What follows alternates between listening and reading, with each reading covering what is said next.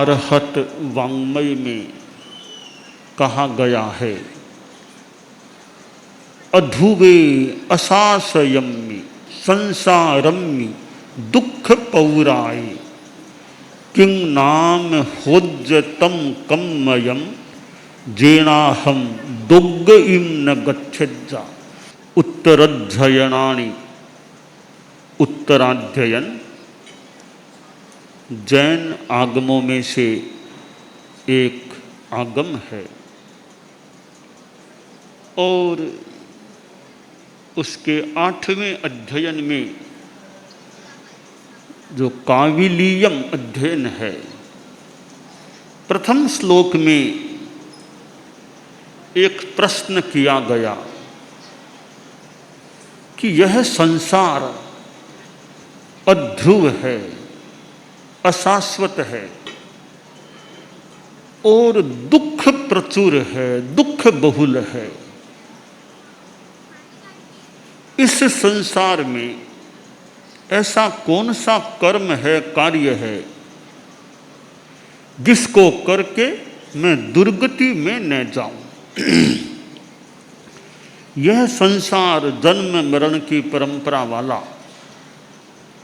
और यह हर जन्म का जीवन, वर्तमान में जैसे हम मनुष्य हैं, मनुष्यों का जीवन है, तो यह जीवन अध्रुव है, सदा रहने वाला नहीं है। हमारे कितने पुरखे चले गए हैं, हमारे परदादा, उनसे आगे उनसे आगे उनसे आगे पीढ़ियाँ थी, अब वे पीढ़ियाँ कहाँ हैं। परदादा तो फिर भी मिल जाए, परदादा से ऊपर का एक और भी कहीं किसी का मिल जाए तो शायद मिल जाए। और आगे आगे चलें कि मेरे से 7वीं पीढ़ी, 8वीं पीढ़ी, पहले की 9वीं पीढ़ी, आज वे कहाँ हैं। क्यों नहीं है कि अध्रुव है, संसार अध्रुव है, इसलिए नहीं रहे। और कईयों के तो दादा भी नहीं रहे, पिता भी नहीं रहे, और जाने को कईयों के सामने बेटा पोता भी चले जाते हैं।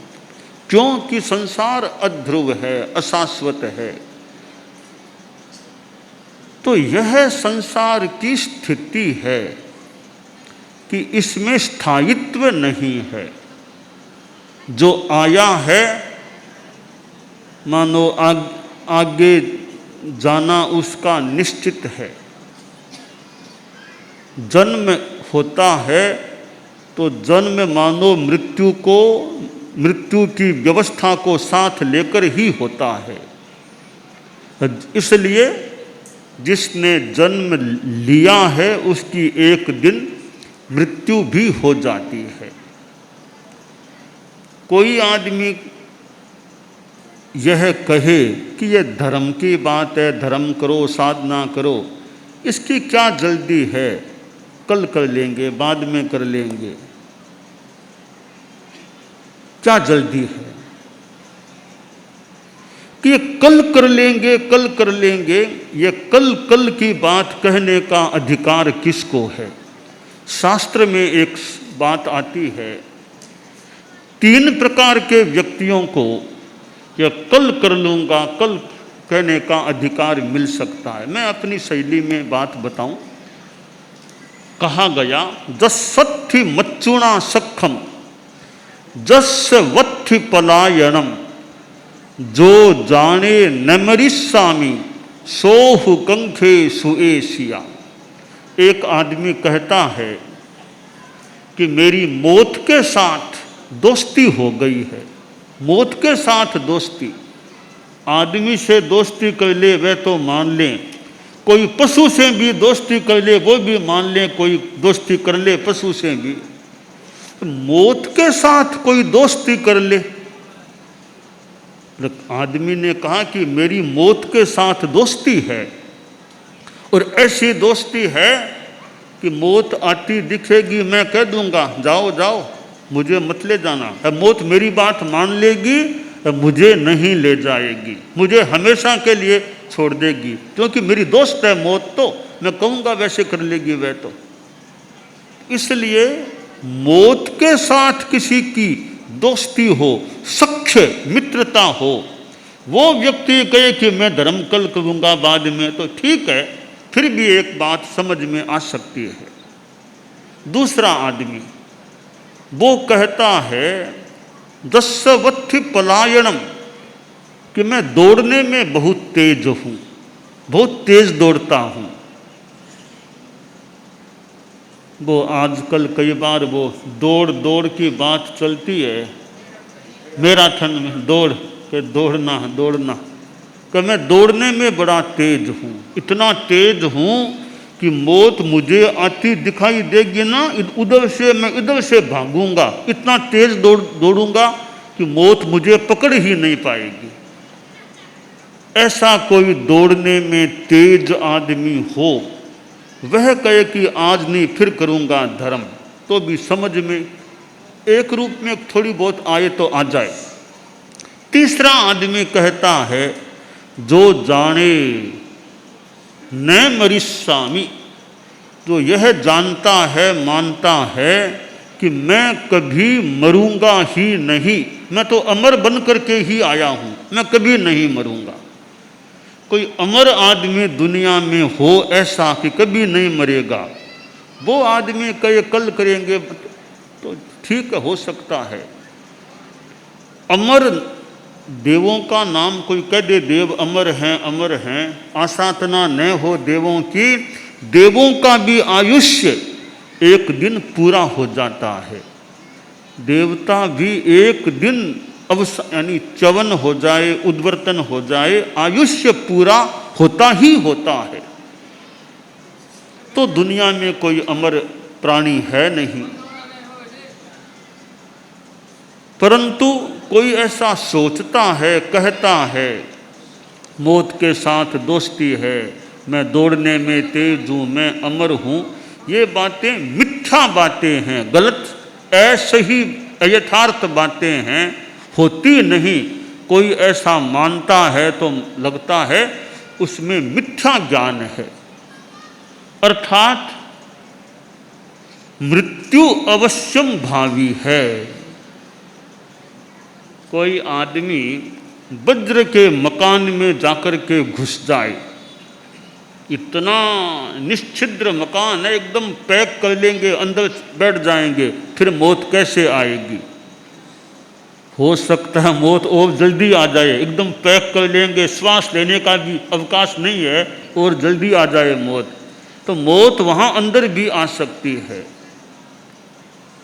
तो यह मृत्यु एक दुख की बात है। और बुढ़ापा सृजति मसित शिरो रूह ललितम मनुज शिरो बलि पलितम को विद धानाम भूघन मरसम प्रभवति रुद्धुम जरसम विनय विधीयताम रे श्रीजिन धर्म शरणम। यह वार्धक्य बुढ़ापा, जो काले काले बाल होते हैं उनको सफ़ेद बनाने वाला, जो ऐसा काले काले बालों वाला हमारे छोटा साधु बैठा है, छोटे साधु ये बैठे हैं, इनके मस्तक काले काले बालों वाले मस्तक हैं, क्योंकि अभी अवस्था छोटी है। तो काले काले बालों वाले मस्तक होते हैं,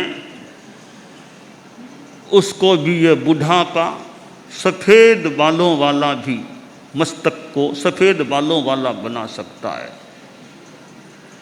चेहरे पर झुर्रियाँ पड़ जाती है,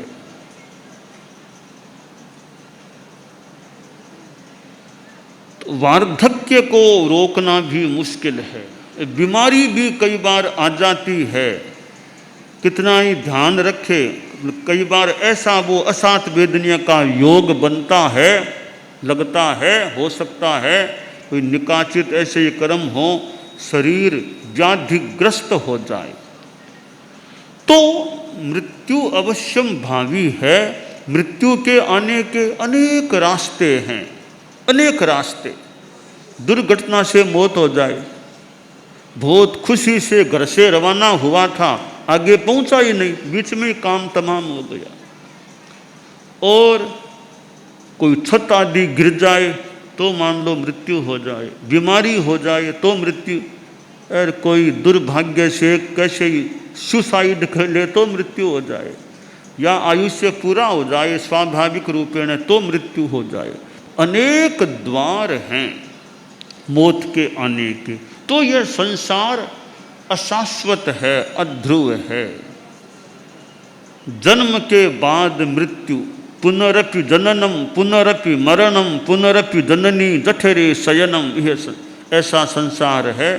बार जन्म मृत्यु, जन्म मृत्यु, जन्म मृत्यु, जब तक मोक्ष न हो जाए यह क्रम चलता है। और यह पुनर्जन्म की जो बात है, कभी बेटा है वो आगे के जन्मों में कहीं बाप बन जाए, बाप कभी बेटा बन जाए, और ये कई जन्मों तक रिश्ते भी मित्रता के संबंध भी आगे से आगे चल सकते हैं, तो दुश्मनी के संबंध भी आगे से आगे चल सकते हैं। तो यह जो संसार है इसमें ऐसा क्या करें कि कम से कम दुर्गति में तो न जाना पड़े, नरक में न जाना पड़े, त्रियंश गति में न जाना पड़े, और कभी मोक्ष भी जल्दी मिल जाए। तो उसके लिए ये वीतरागता की साधना, अस्नेह अरागता वीतरागता की साधना, आदमी वीतरागता की दिशा में आगे बढ़े। भगवान महावीर ने पिछले जन्मों में भी साधना की, मरीचि के भव में साधना की, आगे भी तपस्या की, साधना की, और फिर महावीर का जो भव, अंतिम भव, उसमें भी कितनी साधना की। लगभग 12.5 वर्षों तक तो मानो एक काफ़ी समर्पित होकर रहे साधना के प्रति, और आखिर वो वीतरागता की स्थिति मिल गई। बैसाख शुक्ला दशमी, लगभग 42 वर्ष की उम्र, और वीतरागता मिली, और केवल ज्ञान, केवल दर्शन, निरंतरायता की स्थिति भी प्राप्त हो गई। तो वीतरागता की साधना है वो ऐसा उपाय है कि आगे दुर्गति में जाने से बचाव हो सकता है। वीतरागता सिद्ध हो जाए तो फिर मुक्ति की प्राप्ति भी हो सकती है। साधु बनकर के साधना करना बहुत ही ऊंची बात है कि जो घर बार परिवार छोड़ दे। कितने कितने बालक घर परिवार को छोड़ देते हैं, माँ बाप को छोड़ देते हैं, साधु समुदाय में दीक्षित होकर साधना लीन बन जाते हैं, साधनाशील बन जाते हैं। बालावस्था में कितनी ऊंची बात है बालावस्था में साधु बन जाना। हालांकि बड़ी उम्र में भी साधु बन जाना तो बात तो अच्छी ही है, पर दोनों में तारतम्य की दृष्टि से विचार करें तो ऐसा लगता है एक आदमी सब संसार में देख लिया, बेटा हो गया, पोता हो गया, शादियां कर दी बेटों की पोतों की, अब साधु बना, अच्छी बात है। पच्छाविते पयाया क्षिप्पम गच्छन्ति अमर भवना इम, जय सिंह पिओ तवो संजमो ये खंतीय बंभचेरम च। बाद में दीक्षित हुए हैं वे भी स्वर्ग को प्राप्त हो सकते हैं, आखिर मोक्ष को भी प्राप्त हो जाएं। जिनको ये सब चीज़ें प्रिय है, तपस्या प्रिय है, संयम प्रिय है, शांति ब्रह्मचर्य प्रिय, ऐसे लोग कल्याण को प्राप्त हो सकते हैं।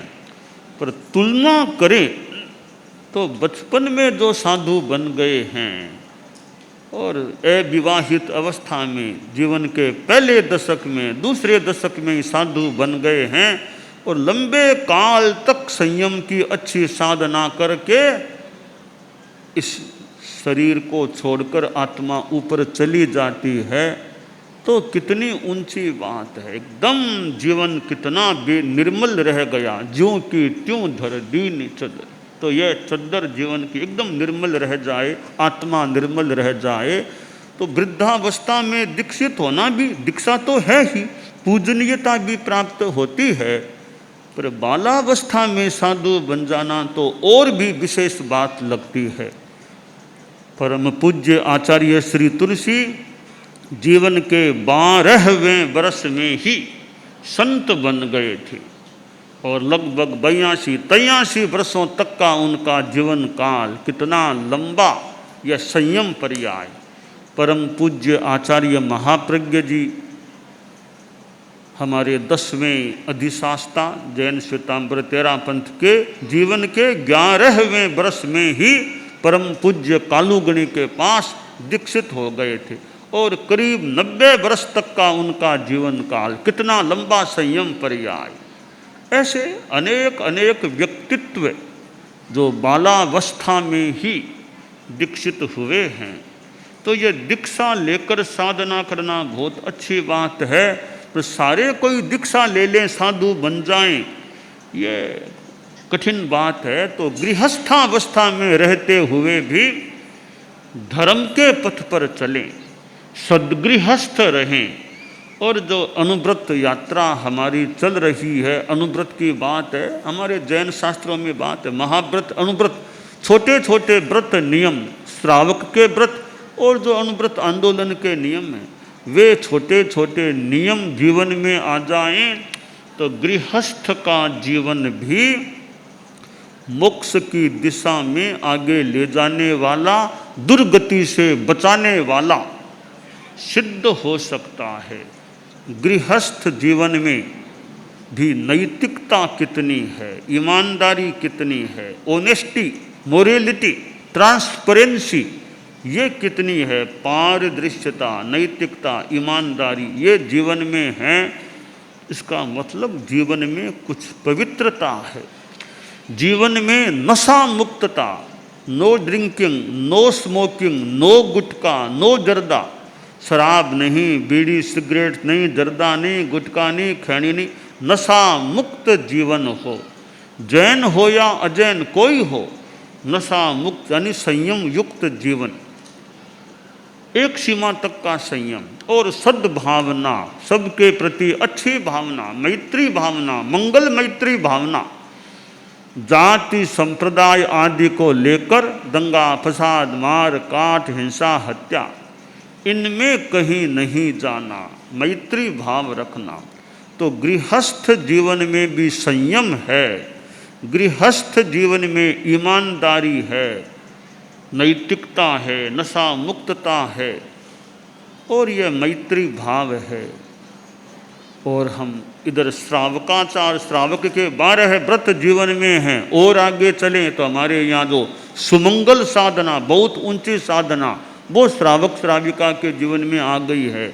अच्छा पालन होता है तो दुर्गति से बचाव की बात हो सकती है। तो जीवन में यह एक बड़ा चिंतन का विषय है। किं नाम हुज्जतम कम्मयम जेनाहम दोग्गयिम न गच्छज्जा। वह कौन सा कर्म है, कौन सा आचरण है जिसको करके मैं दुर्गति से बच जाऊं, मुझे दुर्गति में न जाना पड़े, नरक निगोज तिर्यंच इनके मानो ताला ही लग जाए, इधर वहाँ कहीं जाना ही न पड़े। सम्यक्त्व की प्राप्ति हो गई है, सम्यक्त्व पुष्ट है। सम्यक्त्व अवस्था में कोई आदमी आयुष्य का बंद करता है तो नो नरक, नो हेल, नरक में नहीं, आयुष्य का नरक का नहीं बंधेगा, त्रियंच गति का नहीं बंधेगा और मनुष्य गति का भी नहीं बंधेगा। और भवनपति देवों में न भवनपति का, न व्यंतर का, न ज्योतिष्क का, ये नहीं बंधेंगे, न स्त्री का, न नपुंसक। अच्छी गति में जाने का मौका मिलेगा। वैमानिक गति के सिवाय और कोई गति नहीं। इस मनुष्य जीवन में कोई सम्यक्त्व अवस्था में आयुष्य का बंद करेगा तो एकमात्र वो वैमानिक देव गति का ही आयुष्य बंद हो सकेगा। तो नरक निगोद के ताला लगाना है तो सम्यक्त्व आ जाए, वो भी पुष्ट सम्यक्त्व आ जाए तो फिर मानो कि नरक निगोद के तो त्रियंच के भी ताला लग गया। तो किम नाम हुज्जतम कम्मयम जेना हम दुग्गयम न गच्छज्जा, वह कौन सा कर्म आचरण है जिससे मैं दुर्गति में न जाऊं। तो सम्यक्त्व पुष्ट है तो दुर्गति से बचाव की बात, और अस्नेहता वीतरागता की बात आ गई फिर तो कहना ही क्या है। तो यह धर्म का पथ, हम जैन शासन से हम लोग जुड़े हुए हैं, जहाँ अहिंसा की बात है, संयम की बात है, तप की बात है, समता की बात है, ऐसा जैन शासन। और जहाँ 4 तीर्थ साधु साध्वी श्रावक श्राविका, ये 4 तीर्थों की बात है, तो भगवान महावीर से जुड़ा हुआ यह जैन शासन। और हम लोग चूँकि जैन श्वेतांबर 13 पंथ में हैं तो परम भगवान महावीर के फिर आगे चलें, परम पूजनीय आचार्य भिक्षु से जुड़ा हुआ यह भैक्षव शासन। तो जैन शासन में भी अनेक आमनाएँ हैं। थानकवासी समुदाय की साध्वी जी, अजराम्र संप्रदाय की, तो साध्वी जी भी पहुँचे हैं हमारे जैन शासन में, जो हैं अच्छी साधना चलती रहे और यह हमें मनुष्य जन्म मिला और जैन शासन में साधना करने का मौका मिला है। तो विभिन्न आमनाएँ हैं, थानकवासी समुदाय में भी अनेक आमनाएँ हैं, अजराम्र संप्रदाय, और यूँ गुजरात में 6 कोटि 8 कोटि आदि अनेक हैं। ठीक है, अलग अलग अपनी स्थितियां हैं, व्यवस्थाएं हैं। जहाँ हैं वहाँ ज़्यादा से ज़्यादा अध्यात्म की साधना करने का तो प्रयास करें, यह हम सब का लक्ष्य रहे। तो अध्यात्म ऐसा तत्व है कि जेना हम दुर्गयम न गच्छज्जा, फिर दुर्गति से बचाव हो जाए, उसका संभवतः एकमात्र उपाय है, वो है अध्यात्म की साधना।